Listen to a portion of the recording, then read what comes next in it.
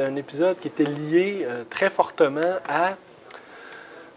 à l'épisode de la sédentarisation, donc qui s'était déroulé à cette époque-là. Donc, pour bien comprendre l'histoire des chiens au Nunavik, il fallait comprendre un peu qu'est-ce qui se passait à cette époque-là. Avant le milieu des années 50, le gouvernement fédéral et le gouvernement provincial laissaient les Inuits à eux-mêmes, en gros.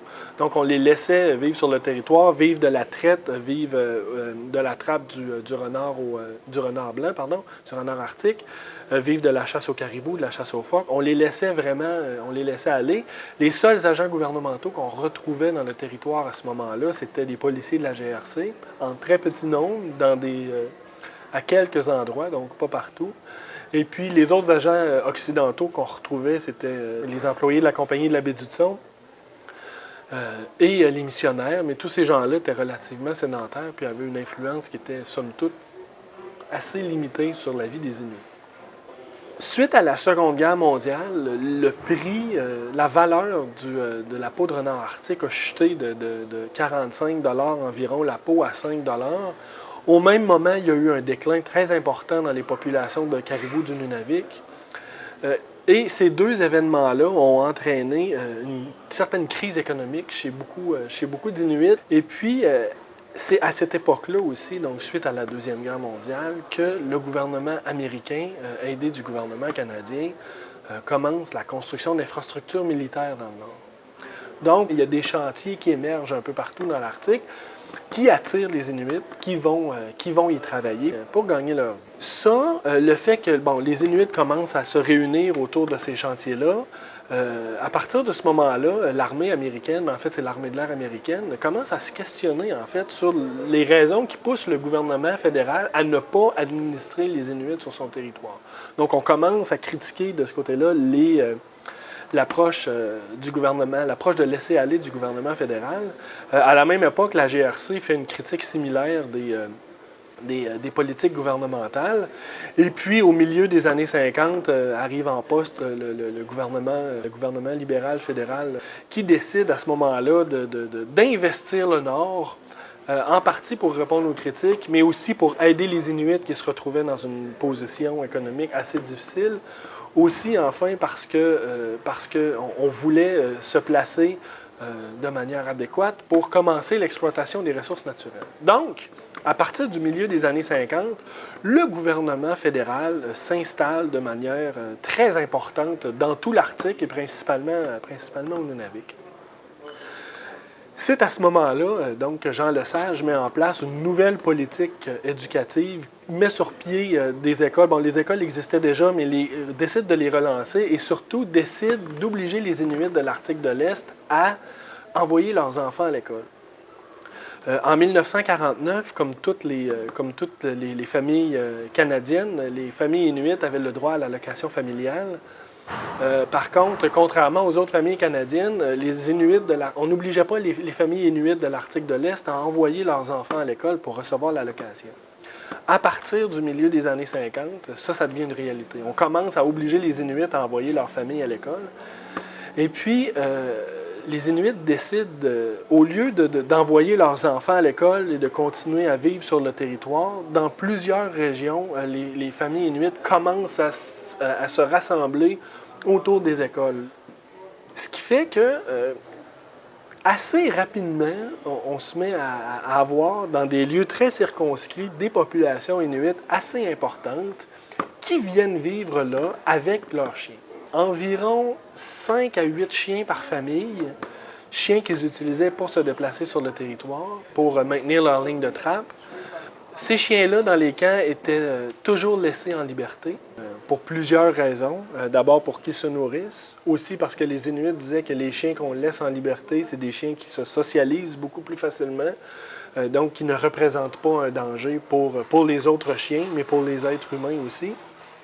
Donc, on les laissait aller. ce qui est extrêmement problématique pour les autorités fédérales sur place et provinciales aussi un peu, qui se disent « Ouh, là, tous ces chiens-là en liberté, ça crée un certain nombre de problèmes sanitaires, ça crée aussi des problèmes au niveau de la sécurité publique. » Donc, il faut tenter de mettre en place des mesures qui vont permettre de régler cette problématique-là. En fait, je me suis posé la question pourquoi à Kaniasuyuak, il avait envoyé un avion, ou à Quartark aussi, pourquoi il avait envoyé un avion pour tuer les chiens des gens sur place. Puis ce que j'ai découvert en fouillant un peu, c'est qu'il y a une femme qui avait été attaquée par des chiens à Quartark. Mais à partir de ce moment-là, le gouvernement provincial a envoyé un avion dans chaque localité où il n'y avait pas de policiers pour tuer les chiens. En fait, il ne voulait pas tuer tous les chiens. Ce qu'il disait aux gens, c'est « Amenez vos chiens inutiles, là, puis demain, on va les tuer. » Mais chien inutile dans l'esprit d'un Inuit, pour qui les chiens, c'est un moyen de se déplacer, pour qui aussi c'est un membre de la communauté, ça n'a pas de sens nécessairement. Puis les gens ne comprenaient pas la demande qui était faite par les autorités. Donc souvent, ils amenaient tous leurs chiens ou la plupart de leurs chiens. Et puis c'est là qu'on procédait à l'abattage. Donc, d'un côté, quand le gouvernement fédéral répond aux accusations des organisations inuites et dit qu'il n'y a jamais eu de politique d'abattage des chiens, il a un peu raison. Il n'y a jamais eu de politique d'abattage des chiens.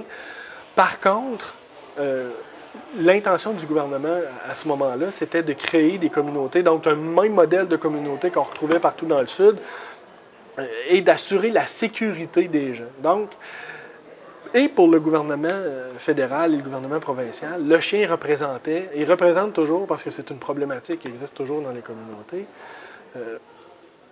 une problématique de santé publique très importante à cause des attaques potentielles, mais aussi à cause de la transmission de la rage, qui est un zoonose à déclaration obligatoire, donc une maladie qui se transmet des animaux aux êtres humains et vice-versa, et que le gouvernement veut contrôler le plus possible.